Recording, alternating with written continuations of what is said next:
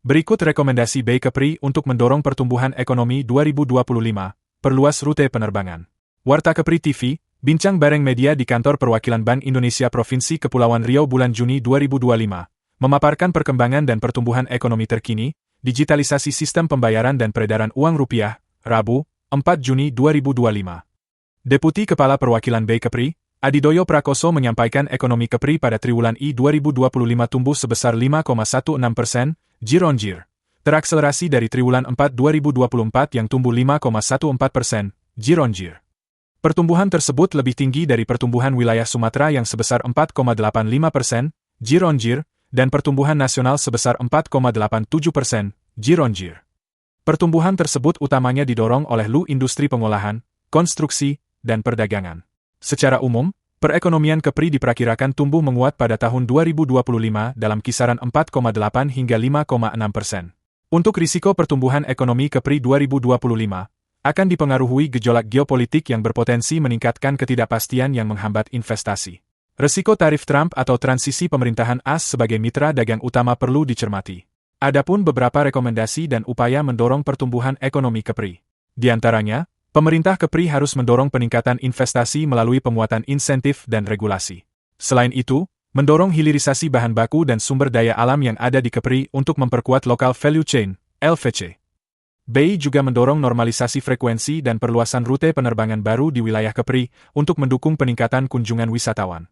Terakhir, memperkuat program pemberdayaan UMKM sehingga dapat menghasilkan produk-produk unggulan yang berorientasi ekspor. Video Dedi Swadha. Tidak bisa sendiri, Bapak Ibu, kami tentunya tetap berkoordinasi dengan stakeholders, karena di Pemprov, di Batam, dan sebagainya, untuk tetap mendorong pertumbuhan perekonomian di Kepri. Ini ada beberapa hal yang kami juga sudah sampaikan ke pemangku-pemangku kepentingan ya di Kepri. Nah, ini termasuk juga mendorong peningkatan, kemudian memperkuat program-program pemberdayaan UMKM. Ini dari sisi UMKM-nya kita dorong, dari sisi kepariwisataan, pariwisata juga kita dorong. Tentunya kita sinergikan juga dengan program digitalisasi. Ya. Nanti di slide berikutnya kita akan berbicara mengenai digitalisasi. 5%, di 5,16 secara year on year, triwulan 1 teman-teman. Itu kalau kita bedah, kita lihat tadi kan bagaimana dengan industri Pak. Kita lihat industrinya, industri itu betul penyumbang 40% dari 40% lebih dari pertumbuhan ekonomi Kepri. Di triwulan 1 masih tumbuh tinggi di angka 7,30%. Di triwulan 4 sebelumnya juga masih tumbuh tinggi. Triwulan 3 juga masih tumbuh tinggi. Artinya kalau kita lihat konsistensi seperti itu, industri pengolahan kita sebenarnya masih optimis. Masih semangat nih, masih produktif gitu ya. Pangsa pasarnya oke, produksinya oke, penjualannya oke.